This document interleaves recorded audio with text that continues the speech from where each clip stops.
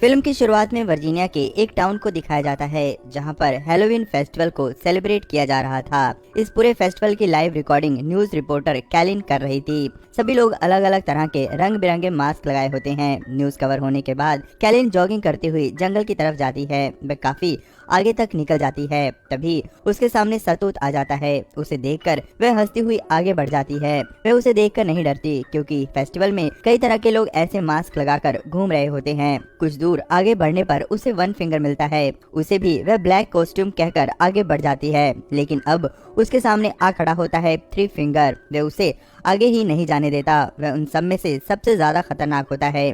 Kaelin उसे उंगली दिखाती है जिसे थ्री फिंगर अपने चाकू से काट देता है। वह डर के मारे वहाँ से भागती है। तभी उसकी मदद करने के लिए एक आदमी आता है। वह कोई और नहीं बल्कि मेलाड होता है। वह उसकी मदद करने की बजाय उसे एक कुल्हाड़ी से मार देता है, जहाँ पर पता चलता है कि तीनों भाई उसी के लिए काम करते हैं।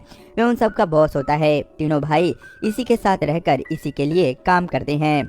मेलाड एक तरह से उन्हीं की तरह होता है। वह एक सीरियल किलर होता है और उन्हीं की तरह ही लोगों को मारकर खा जाता है। उसके बाद वे कैलिन की बॉडी को अपने घर ले जाते हैं और उसे कई तरह से काट कर खा जाते हैं। वहीं ये दिखाया जाता है कि तीनों मेलाड से बहुत डरते हैं। वह उन्हें डांटता है क्योंकि वह सबूत को साफ नहीं करते। उसके बाद हमें दिखाया जाता है कि 5 कॉलेज फ्रेंड उसी फेस्टिवल में भाग लेने के लिए जा रहे होते हैं। एकाएक उनकी कार के सामने मेनार्ड आ जाता है। उनकी कार बैलेंस खो देती है और आगे जाकर पेड़ से टकरा जाती है। वे सभी बाहर निकलते हैं। उधर मिलार्ड ऐसे शो करता है जैसे कि वह उसकी कार से टकराकर गिरा हो, जबकि बिली जो कार चला रहा था उसे पूरा विश्वास था कि कार ने उस आदमी को बिल्कुल भी टच नहीं किया है। फिर भी वे उसके पास जाते हैं। जैसे ही बिली उसे पलटता है वह उस पर चाकू से अटैक कर देता है।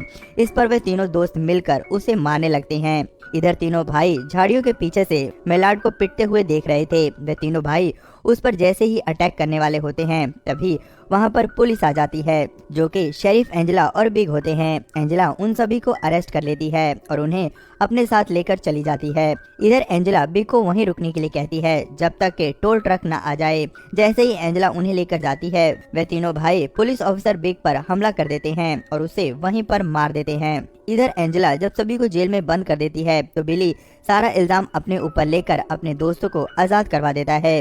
वे सभी दोस्त बगल के होटल में एक रूम ले लेते हैं। तभी एंजेला को पता चलता है कि मिलार्ड एक वांटेड क्रिमिनल है। वे अपने अधिकारियों को इस बारे में बताती है। वे लोग उसे कहते हैं कि सुबह टीम आकर उसे ले जाएगी। इस पर मिलार्ड उसे कहता है कि सुबह तक तुम जिंदा ही नहीं बचोगी। एंजेला उसकी बात को मजाक में लेकर हंसती है। इधर फेस्टिवल खत्म होते ही बहुत से लोग वहां से चले जाते हैं। पूरा शहर खाली हो चुका था। इधर तीनों भाई अपने ट्रक के साथ आते हैं और सबसे पहले वे टेलीफोन लाइन के खंबे को गिरा देते हैं, जिसके कारण सभी मोबाइल्स और फोन के सिग्नल गायब हो जाते हैं। इसके बाद वे तीनों भाई बिजली घर की तरफ जाते हैं जिससे कि शहर की लाइट को काटा जा सके। वे वहां पर बिजली को डिस्ट्रॉय कर रहे होते हैं कि तभी सिक्योरिटी गार्ड उन्हें देख लेता है। वह उन्हें रोकने आता है, लेकिन वे उसे भी उन बिजली की तारों में फंसाकर बुरी तरह से मार देते हैं, जिससे शहर की बिजली चली जाती है। इधर एंजेला बाकी के पुलिस ऑफिसर से संपर्क करने की कोशिश करती है, लेकिन सभी फेस्टिवल की वजह से बिजी होते हैं। इधर बिली की फ्रेंड क्रूज उसे खाना देने के लिए पुलिस स्टेशन की तरफ निकलती है। उसे रास्ते में थ्री फिंगर मिल जाता है और वह उसके पीछे पड़ जाता है। वह अपनी जान बचाने के लिए काफी इधर उधर भागती है, लेकिन थ्री फिंगर उसे पकड़कर मार डालता है। उसी के पास से जूलियन निकलता है, लेकिन वह उसे नहीं देख पाता। वह सीधा पुलिस स्टेशन पहुंच जाता है। वहां बिली उससे क्रूज के बारे में पूछता है। वह कहता है कि वह तो उसे काफी पहले ही निकल चुकी थी। इधर होटल में लीटा शावर लेने के लिए जाती है। तभी वहां सातुर आ जाता है और वह उसके फ्रेंड गस को पकड़ लेता है। लीटा आवाज सुनकर बाहर आती है तो वन आई उस पर अटैक कर देता है। वह बड़ी मुश्किल से अपनी जान बचाकर वहां से निकल जाती है। तभी पुलिस स्टेशन के दरवाजे पर कोई नॉक करता है। बिली सोचता है कि शायद क्रूज हो, लेकिन जब एंजेला दरवाजा खोलती है तो वहां पर उसका हस्बैंड होता है, जो कि उसे खाना देने आया होता है। वह खाना देकर वहां से चला जाता है। इधर तीनों भाई गस को हथौड़े से मार मार कर उसकी टांगे तोड़ देते हैं।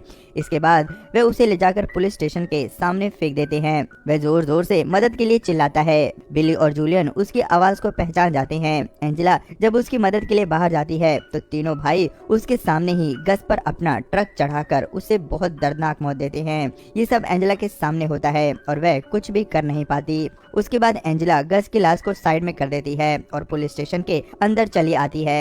वह हालात को समझ जाती है कि ये लोग बहुत ज्यादा खतरनाक हैं। वे लोग दोबारा जरूर आएंगे। वे बिली, जूलियन और एक कैदी को गन देकर तैयार रहने को कहती है। बिली क्रूज को खोजने के लिए कहता है, लेकिन एंजेला उसे मना कर देती है और पुलिस स्टेशन की सुरक्षा करने के लिए कहती है। वह हिम्मत करके बगल के स्टोर पर जाती है और वहाँ पर रखे जनरेटर को स्टार्ट करती है। साथ ही बड़ी मुश्किल से किसी से संपर्क करके बैकअप टीम के लिए कहती है। लेकिन दूसरी तरफ जो लड़का होता है वह सोचता है कि कोई उसे मूर्ख बना रहा है और वह उस बात को सीरियस नहीं लेता। तब तक लीटा भी किसी तरह पुलिस स्टेशन पहुंच जाती है और पुलिस स्टेशन का दरवाजा खटखटाती है। दूसरा कैदी बिना सोचे समझे गोली चला देता है। एंजेला गोली की आवाज सुनकर वहां पर जाती है। संयोगवश लीटा सुरक्षित होती है। वह उसे अंदर लेकर चली आती है। वहां पर बिली उसे क्रूज के बारे में पूछता है, लेकिन उसे भी उसके बारे में कुछ भी पता नहीं होता। कुछ देर बाद बिली जूलियन के साथ क्रूज को ढूंढने निकल पड़ता है। थोड़ी दूर पर उसे क्रूज की बॉडी मिलती है, जिसे देखकर बिली गुस्से में आ जाता है। तभी थ्री फिंगर वहां पर आ जाता है।